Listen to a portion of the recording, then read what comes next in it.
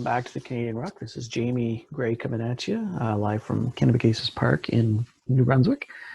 And today we have a local legend series. So we're focusing back on grassroots here in New Brunswick and New Brunswick rugby. And I had a pleasure of chatting with a few from the Moncton BlackTide.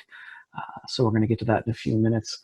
As always, if you need to contact me, I'm on Twitter at Canadian Ruck, Instagram, _Canadian_Ruck, Facebook at the Canadian Ruck, email thecanadianruck@gmail.com.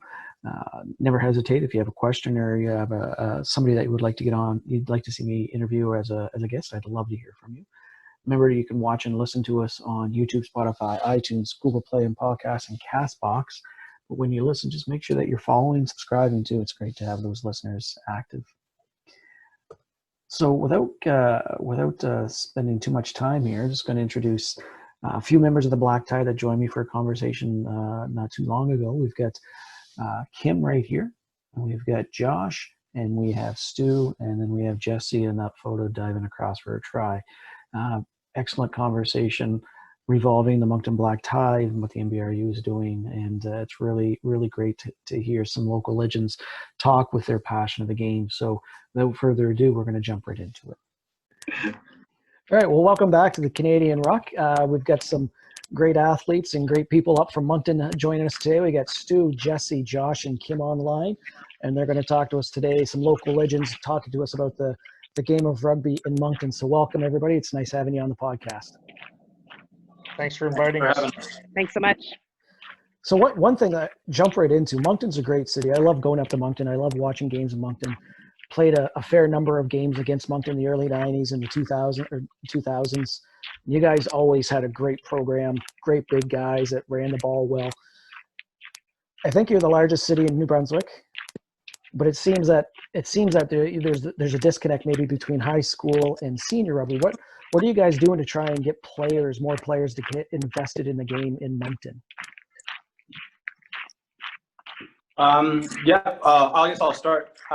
Well, we're really fortunate to have quite a strong presence in high school rugby, especially amongst girls. So I was saying before the call, we probably have, I'd say, between 250 and 300 girls playing high school level rugby in Moncton, which is great, and the surrounding area. So that would include Tantramar, who won the provincial championship last year. What we're seeing too is amongst the men, we've got two teams, Trimble and Riverview, and amongst the boys, and they're a little bit harder to try to keep up in the game and try to entice them to come out and play for the summer. I think where the club really needs to put some work in the ground is to really look into having the bridge the gap. So saying from playing high school level rugby at grade 10 or 11 or 12 and then having to jump in and run with seniors can be quite daunting at times. So really, if we can work on getting our age group back together, so whether it be U18s or U20s, and trying to put a team together that can compete in the province, I think that would go a long way.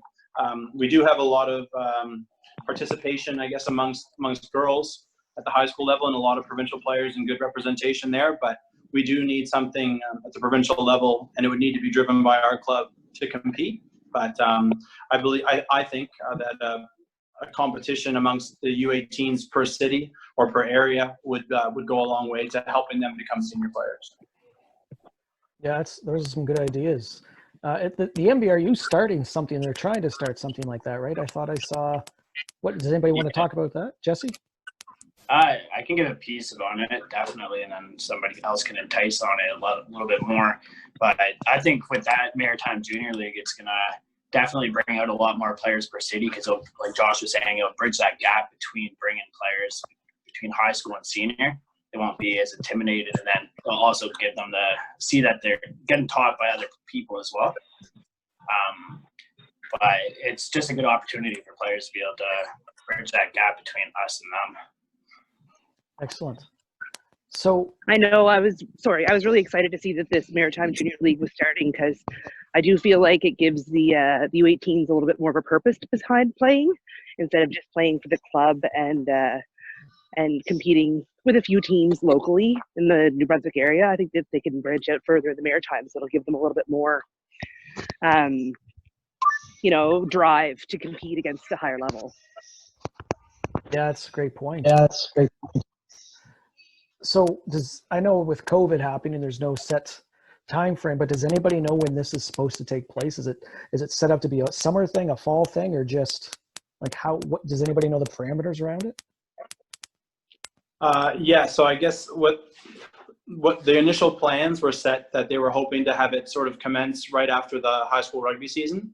So really to kind of identify at the outset, maybe not necessarily like an all-star team, but more of a representative team comprised of players from schools all over. And then it now is being morphed into something more where we're actually going to try to put together as many teams as we can. It was aimed for the fall, so really kind of July. And then those players would be registered through Rugby Canada. And then from there, they would actually be able to play if they chose to at senior level, if they wanted to continue on with that, either with the men or the women. So the idea was to sort of bridge the gap between school rugby, which is sort of one thing completely different, to being registered with the club, but not necessarily as a BlackTide player, but as a Moncton U18 rep or something along those lines, just so that we want them to be a part of the club, but we also don't want them to feel the pressure of playing senior level rugby too soon out of school. Yeah, that's fair.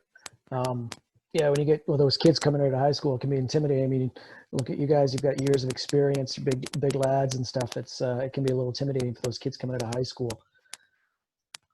So, other than that, like that's I think a really neat initiative by the provincial unions to try and start this league. I hope it kicks off. Is there any thought that it might be better like happening in the spring, like when high school rugby kind of finishes, just kind of keep going? Like, a lot of thoughts for me is like Moncton is a football city. A lot of those kids might opt out and go to football, or hockey starting and basketball starting. Is there a fear that some of those kids might just not stick around because they'd rather just play their basketball or their hockey or their football? I think that we would definitely probably lose some kids to that, but it's also giving those kids that want to play rugby as their number one sport a chance to play longer if they're playing in the fall. Because if they got their high school season and then they roll right into BlackTide, whether it's BlackTide Junior or BlackTide Senior, and then all of a sudden summer ends and they don't have any rugby again unless they're playing at provincial level until next spring. So I think it would give those ones a chance that want to make rugby their number one sport an opportunity to do so. It'd be a lot cheaper than playing provincial too, right? Yeah. Sorry. Go ahead. So I guess the league was meant or hoped to start, like if there was no pandemic, we would have been shooting for a July start, more or less just because we would, like once the rugby season ends, I think at the end of May, early June, the kids get under obviously a lot of pressure with graduations and exams and things like that. So we might have been able to pick a team and have a few practices in that time of June, but really we were hoping to get the schedule up and running in July, like if there was no pandemic. And with a June-July schedule, like any of the kids that aren't, like Kim was saying, like aren't football players or aren't soccer players, they're now going to be able to play for 6 months out of the year, 8 months out of the year, opposed to just 2.5 months of learning everything jam-packed in a high school season. They'll be able to play through June, July with their U19, then flow through to senior if they choose to. Yeah, that's really good. Stu, you've been around for a while. You played rugby at Moncton. You played in St. John, I believe. You've played for provincial teams. What are your thoughts on sustainability and growth for rugby in the province? Like, what do you see from somebody that's been playing, back in the 90s and 2000s? Are numbers going up to you? Are numbers going down? Like, what do you see for trends there? I think the numbers are starting to. It's kind of gone down a bit over the last probably 5 or 6 years. Unfortunately, I think that we've lost over the last 3 or 4, 5 or 6 years, whatever it is, some of the culture that was involved when I very first started playing. To go into the clubhouse with teams afterwards at the senior level and singing songs and doing a lot of that.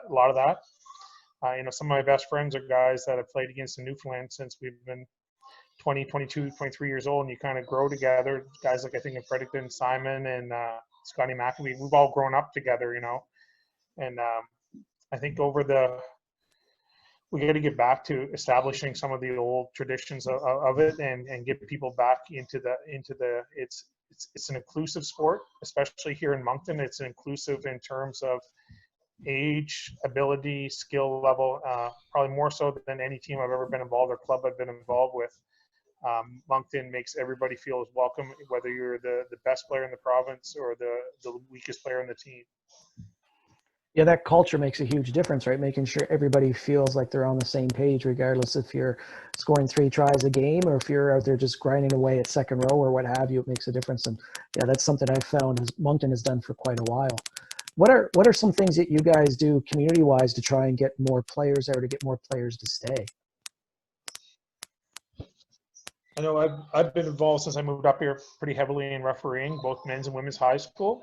And it's just trying to build a rapport as a referee with the kids and get them turned on to. And most of the teams, I'll always talk to them after the game, invite them to come and be part of what we're doing. And I mean, if we can get 1 or 2 of those, which we have over the last few years, to keep coming out, it's going to help grow our numbers. But we've got to do more than just that. I know most of the high schools are coached by players from our club. It's this bit of a disconnect right there. It's not as high a profile as maybe some of the other sports right now outside of high school. Josh, did you have something to add there? Yeah, I mean, I think there's lots of opportunity. I know, like myself, and coaching at Moncton High, the girls team. Kim's coaching a really good program at Trimble. We do have a really good presence, I guess, amongst coaches. But I think that there needs to be some sort of a bridge the gap between us as coaches and us as members of the Moncton Rugby Club. I would say that's maybe a bit of an area that we need to improve on. And I know there has been lots of tapping kids on the shoulders and encouraging people to come out. But I think with the kids today, they're probably more gravitating towards Instagram, and they'll go to practice if their friends come into practice. So how can we recruit in groups, and how can we I agree with Stu. We're very fortunate to get 1 or 2 really good players every year, but how can we get the 3 or 4 players out and get them out continually every year? So I think that's a good challenge for not only the executive of the club, but also like all of its members as well, because we're all invested in trying to grow the game in Moncton. Yeah. So when the fall season rolls around and kids are heading off to university, how many players, like male, females, do you lose that they're heading off to school? On the men's side, we would say none. Maybe one. Maybe That's not bad. 1 or 2. Unfortunately, on the women's side, it's a different story. That's right. Yeah. Come the middle of August, when any of our athletes that are playing at university and they're taking off to go, they miss playoffs. They miss the last 2 games of the season. So sometimes it's a little bit hard to keep them motivated and engaged close up at that time. And then, of course, we're losing our young, fit, great players because they're off to do great things with their universities. So I would say, because there's no rugby university directly in Moncton, I mean, Mount A's got a team. It's a club team. So any of the high-performing athletes are heading off to your Acadias and your St. FX and UPI and St. Mary's playing CIS. So they tend to be gone by the end of the season. Yeah. That's got to be a little disheartening at times too, when there's so many high school players there that, come your season, you're losing some. But it sounds like you're trying to do some different things and some cool things to get more players out, which is awesome, right? Yeah, that's it. Part of the executive, I feel like our big initiative is trying to find different ways to get out in the community and trying to tap into different ways to reach into the younger kids anyways. Like Josh was saying, Instagram we found more successful than Facebook anyways for online posts, and trying to find different ways to reach out to them anyways. So do you get the younger players involved in helping with those initiatives, the ones that are coming out consistently? Not so much. It's more the guys and girls on the teams that are currently there that have been around for a bit at this time. That's good.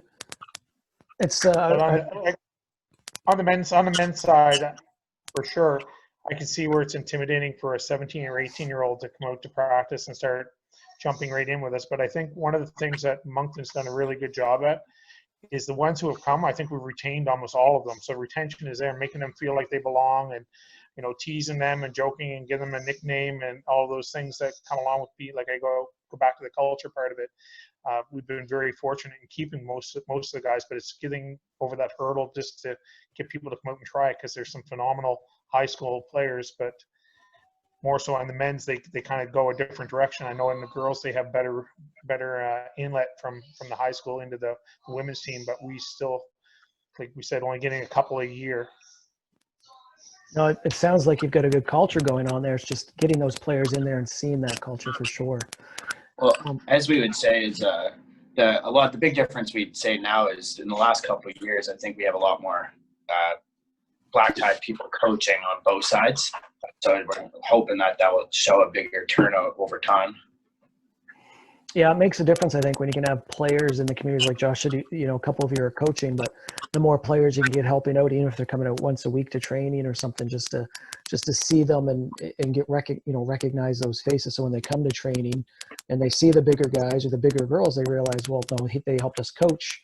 They were at our school a fair amount, and they recognize that they're here to help, right, more than anything. What is in New Zealand, a culture like New Zealand, like rugby's the number one culture there, and the All Blacks, it kind of feeds down from the All Blacks. Like, the All Blacks is a huge brand. A lot of money gets diverted down into the Super Rugby and Mitre 10 and stuff like that, and they kind of give directives as to how they want those teams to play. But it's entirely up to the coach. But the coach of the All Blacks wants to make sure those players are learning the same skills. Do you think Rugby Canada does a good enough job of that? Are there ways that Rugby Canada can improve to help clubs like the Monktons, like the Blouse, the ones that sometimes struggle for numbers, to try and help guide them and help them grow?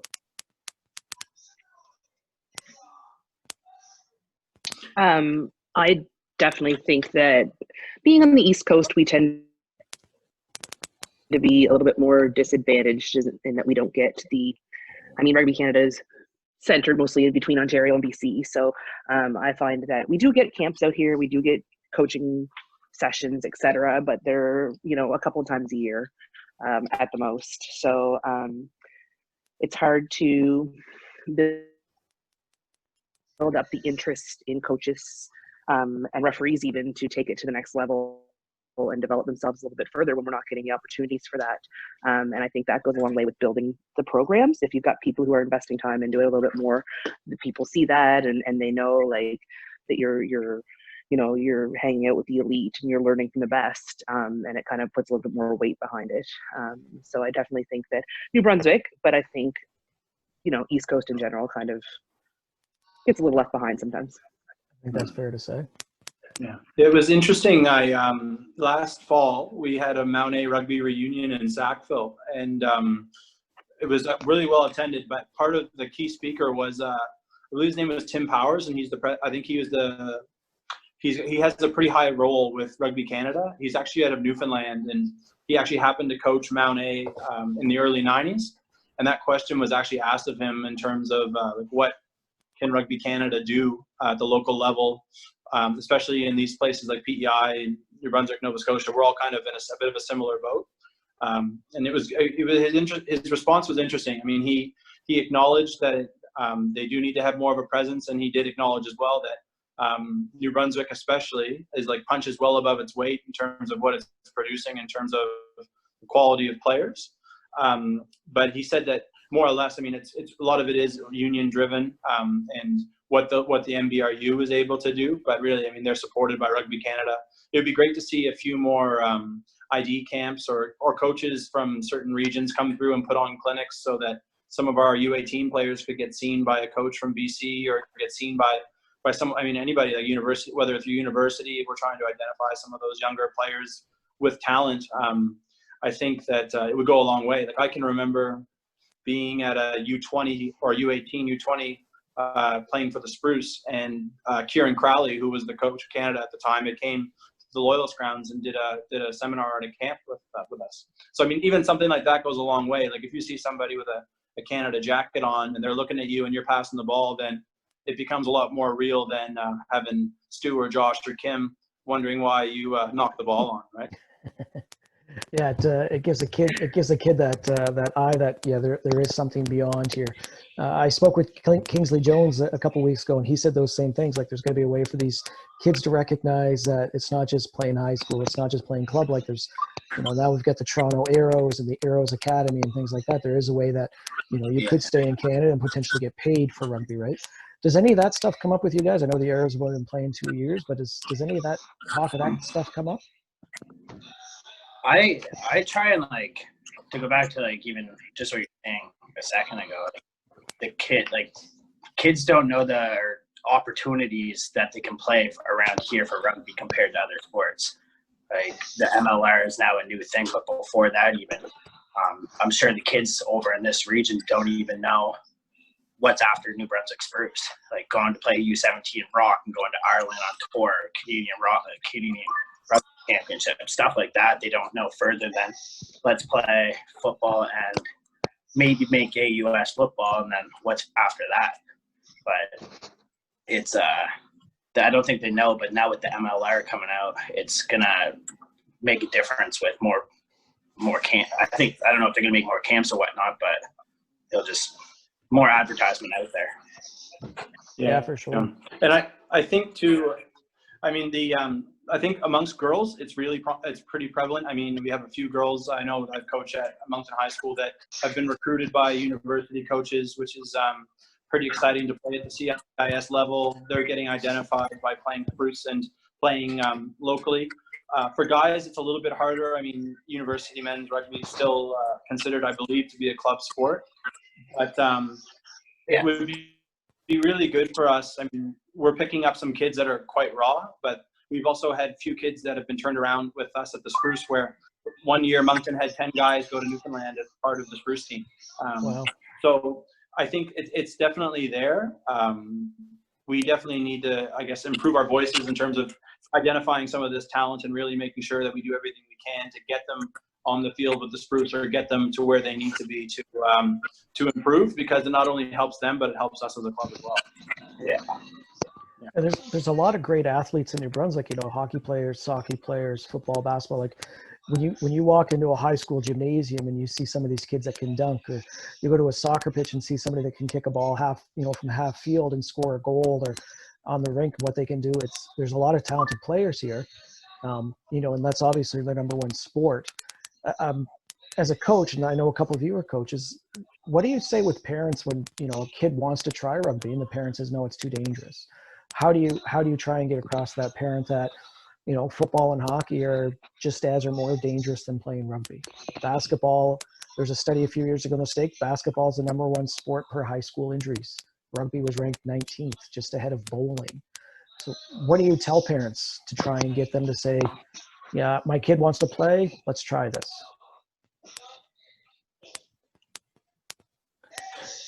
Kimmer, you want to take that one? I guess it's all about information and upfront with parents right away. We take information from, I know at Trimble, we usually do kind of like a parents information meeting where we do an intro to rugby. We introduce them with, how we're going to start them. So many practices before contact starts, what we're going to do for contact, reassure them that we would never put anybody on the field that we didn't think was ready and that could get injured. And I think it's just information for them up front, because honestly, most parents coming have never and so-and-so's friend broke something. So I think that they just need information. And once they get the information, often they'll ease off a little bit, especially, as you said, you just mentioned those stats from last year, which help out as well. I was chatting with John Moonlight. One of his pods will be up soon. And all he said to me was, he said, tell them to come watch a game, get a parent to come out and watch. I think personally, from my coaching experience, one thing that I enjoy about rugby is that you walk the sidelines, right? You don't do that really in hockey or other sports. And I think that you guys do as well, but I engage with fans. So if a parent's, yelling at a ref, like, that guy should get kicked out, you can calmly explain, like, well, this is the rule. This is what he's talking about. Yeah. And it's kind of a different culture. Like, Stu, you spoke a lot about culture. Jesse, maybe you can talk about like that culture of not yelling at refs or understanding the role of the laws of the game and that they're actually implemented for safety? Well, first rule on the field is the ref makes the law of the day. So you don't yell at the ref, or you don't do anything like that, because he's going to control what happens in general. And just the culture of the game, rugby itself it just looks like an intense game. So people who don't know what it is or haven't played it from afar, they see something happen and it's a lot more extreme to them. So, but the game of we all know after an 80-minute game, like you can go hit each other and do all that sort of stuff, and then after the game you shake hands and you celebrate after and whatnot. But it's all. Yeah, sorry. That's all right. Lost where I was going with that, but Josh, you can fill in there if you want. Yeah, I mean, I think rugby in a way is good because it's not like a sport like soccer or hockey where the parents are so experienced that they're breathing down your neck because they think they know better. If they're screaming, it's more or less because they're either like they're excited or they don't understand. So at least once you give a parent a bit of information on why something happened the way it did, then they can continue to calm down. But no, I mean, with a lot of parents too, unfortunately, when they come to rugby, the kids, their number one sport isn't rugby because they haven't played it yet.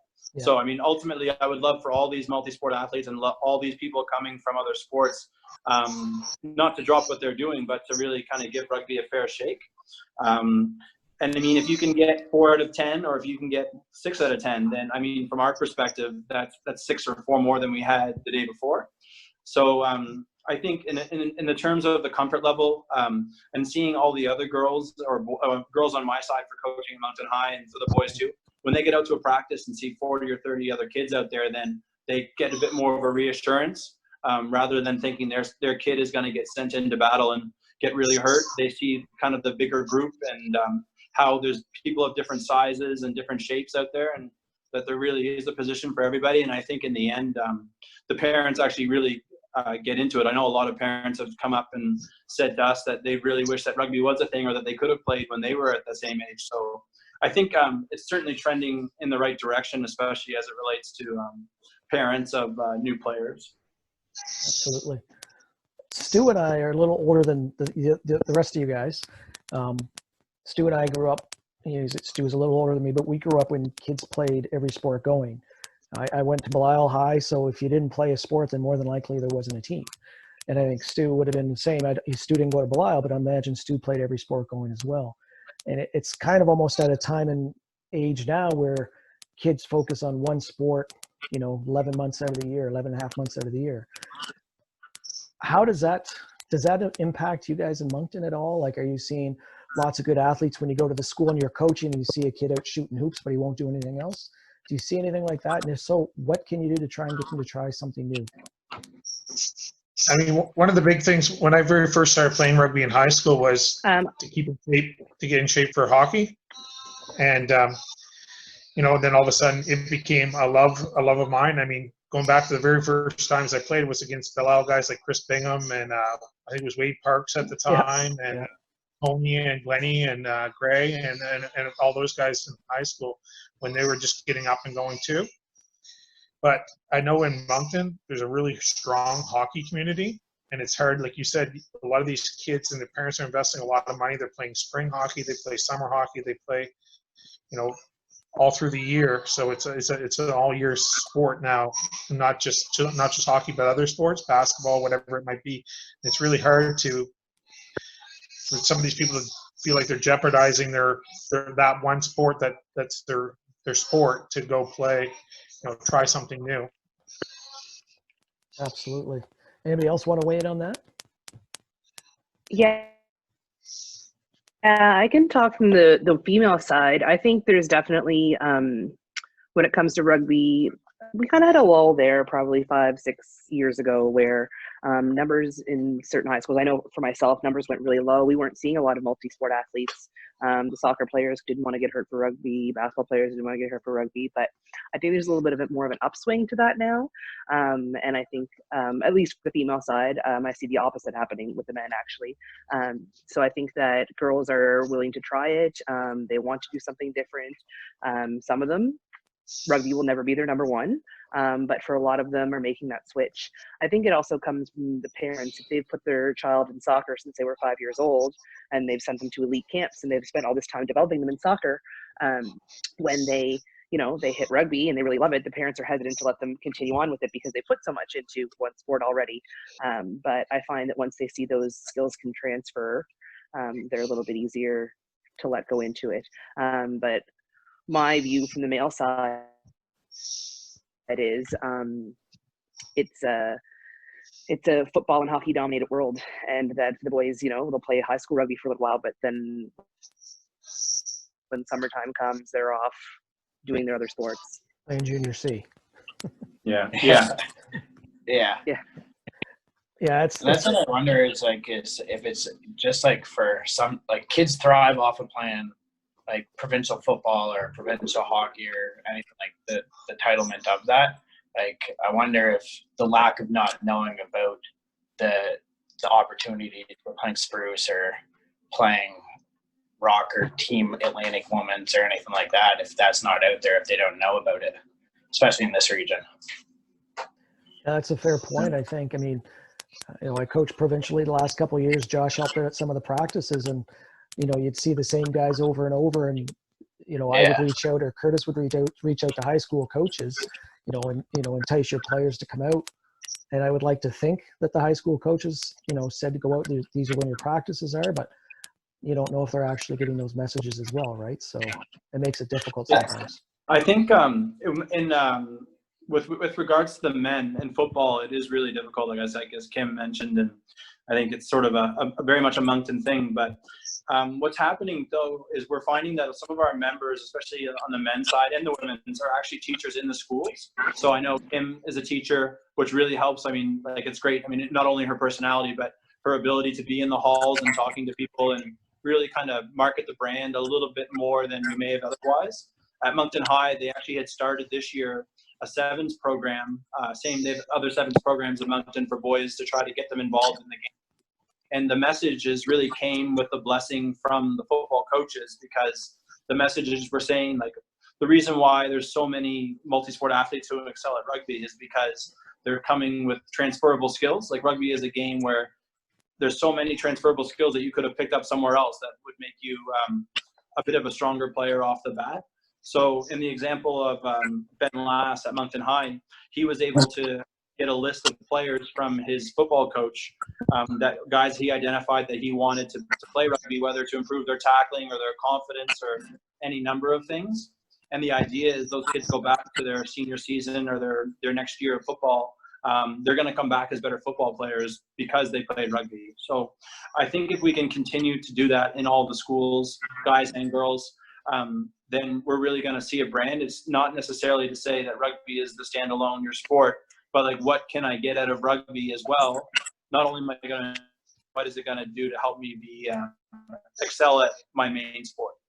Yeah, absolutely. I've had, kids that come through that play basketball, and, they're 6'3", only 190 pounds, are really skinny, and you're a little worried that they're going to get hurt, but then they come out and they're great tacklers, and their next season of basketball, they're dominating because they're initiating contact and things like that, and it makes a huge difference. All right, so I guess talk to me at Moncton, and you've kind of, Stu, you've talked about culture, and you've talked about incorporating as many players into your team to make them feel welcome. So talk to us a little bit, if you can, what your thoughts are on looking at character over skill set. What are your thoughts between character and skill?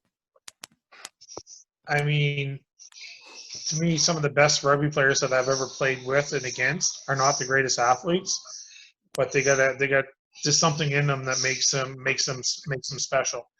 I mean, and when you can find somebody who's a superior athlete, like Josh and Jesse and those guys like we have in our program, it's even better. But I also am the champion of, we had some players that come out. One player who hadn't played since high school from St. Stephen last year come out and never misses a practice, never takes a play off, never, is committed 1,000% to playing. And to the credit of our coaches, they give those guys the same opportunity to play and game time as some of our more skilled or higher profile players.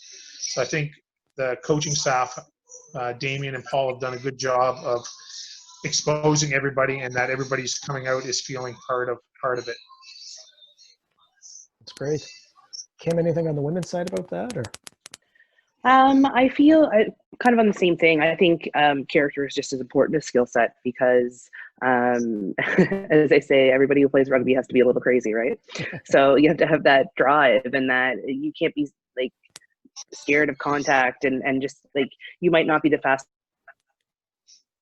runner, but if you're willing to stay on your feet as long as you can, and even with people hanging off of you, well, then we've got a place for you on the field. You know what I mean? So, and that's, to me, that's character more than it is skill, and that it's that inner drive that you have to keep going and play some games in some pretty awful conditions, in both the high school level and the senior level.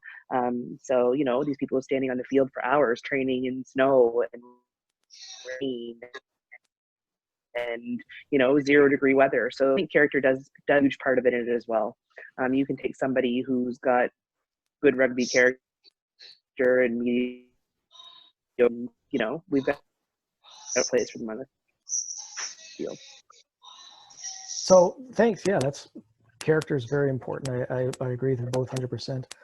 Last thing, maybe 30 seconds, 1 minute, each of you just kind of go around and say, why should somebody come out and play for the BlackTide? Promote your brand. Who wants to go first? Josh, you are, since you started talking. I was hoping to be the cherry on the top of the cake. But for the BlackTide, I think rugby is has a great opportunity really to grow, and I think that at the local level with the Moncton BlackTide, we're in the midst of heading in the right direction in terms of not only our recruitment, but as Stu said, respecting that. I mean, things have changed somewhat, and since the days of like the 90s and the 2000s, even when I first started, in terms of the social aspect of the game. But that doesn't mean that we need to take away from our team culture. Team culture doesn't necessarily mean that we all have to go to the aftermatch, but it definitely means that we're all going to be there on Tuesday to talk about the game on Saturday. So how can we get the young group today to buy in? How can we keep our older group interested and our current players satisfied? I think we're doing a really good job of kind of keeping everybody informed, keeping things light, but also knowing when to take things seriously. Rugby's a great game. It's one of the few games I can say where I've met probably some of my best friends in the world that I probably never would have been friends with otherwise, including the people that are on the call today. So it's definitely one of those steps in life that you can change that will change your life. But I would say that it only will change it for the better. So I'd encourage anybody who is interested in coming out to contact us, and if they want to learn more.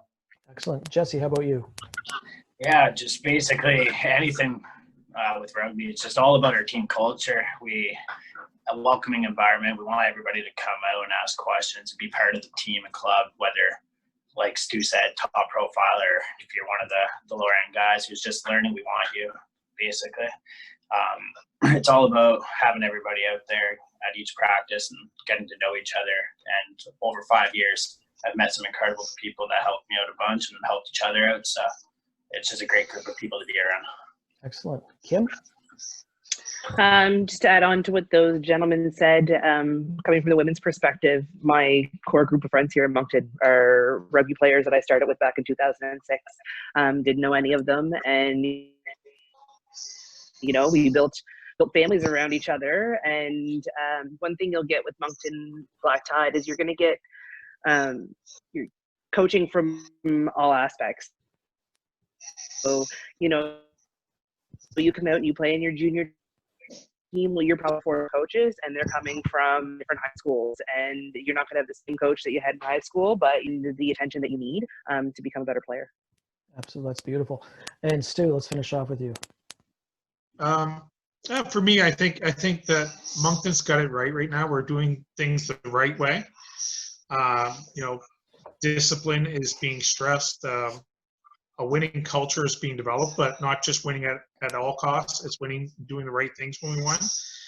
There's times where we're kind of at as a men's program, we're somewhere probably between a B plus and an A minus team, but we carry ourselves like an A plus team, win or lose. And I think that we've held our heads higher in loss against some of the upper teams in the province because of the way that we've played in what we're doing. And you know, just being an inclusive team, Moncton's a group where when I show up at the meeting point to go to Belle Isle or to go to St. John or go to Fredericton, you can jump in a car with any guys and you're going to have a good time. It's going to be lots of laughs, lots of giggles. It's not like some of the New Brunswick teams I played on and when I played Trojan and stuff where there's some cliques that develop within the team and these 3 or 4 guys hang out and these 4 or 5 guys. And, you know, there's a few times every year that we just, you know, we make it a point to get out together as a team. We, you know, go to Josh's place or go someplace. And when you do that, everyone's made to feel welcome. And I think that's probably the biggest strength of it is getting people out. And once they see the quality of the team, but the people that are involved in the team, it makes people want to be part of that. We had guys last year that come out and all they did was practice. They weren't ready to play, but you know what? They were there every practice and they came to the games and supported. So I think if we have people doing that, we're doing something right. And it's just growing on that over the next couple of years as we try to take a step forward and, you know, raise the level of profile within the Moncton area. I think that's a big thing is that we've got to go after maybe some events and host some games and maybe have provincial games here and, you know, do jamboree that day and do some other things that are going to make Moncton shine a little bit more. Awesome. So if somebody's looking to play rugby in Moncton, how do they get in touch with you guys? Where do you direct them? We have our Moncton BlackTide rugby page on Facebook, and we also have our Instagram, which is at BlackTide Rugby. We're definitely been upping our content, I'd say, in the last few months. We're doing a lot of feature profile players of the day. I know Stuball got his big shout out the other day, and probably leading our all-time posts and likes. So yeah, anybody can find us there on Facebook or Instagram at BlackTide Rugby. Yeah, definitely, listeners, I definitely tell you to check that out. Their profiles of players have been going on for a little while. They're interesting to look at and see what Moncton's bringing to the table in terms of players and playing ability. So I want to thanks to Kim and Jesse and Josh and Stu for joining us on the pod. And I wish you guys a great, successful season and many years to come with Moncton BlackTide Rugby. Thanks very much for joining me.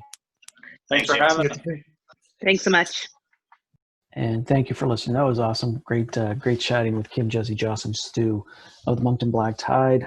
As you can tell, they got some interesting ideas to revamp rugby in Moncton and try and retain some more players. It sounds like there's a lot of high school kids, and it sounds like these 4, among others, at the BlackTide are doing what they can to keep them invested and excited for playing the senior game. So best of luck to the BlackTide. You know, it's undetermined right now if there will be a fall season, but hopefully there is, and hopefully we see Moncton back on the pitch and doing their thing. Coming up next, our next full pod will be Team Canada coach Kingsley Jones. Kingsley and I had a real good conversation around Rugby Canada and his upbringing in Wales and the such. So that's an exciting one to listen to as well. I'd like to say thanks again to all the essential workers that have been working so hard during the COVID. Really appreciate you taking the time and effort to, and putting your own safety at risk as always. I'd like to say thanks to Ben Sound Music for supplying us with our tunes. And as always, if you feel the need to contact me, reach out, drop a topic requests, ask for specific guests. We'll see what we can do. The world's a crazy place right now. Let's do what we can to keep it safe and sane. So until next time, this is Jamie. Keep on rocking.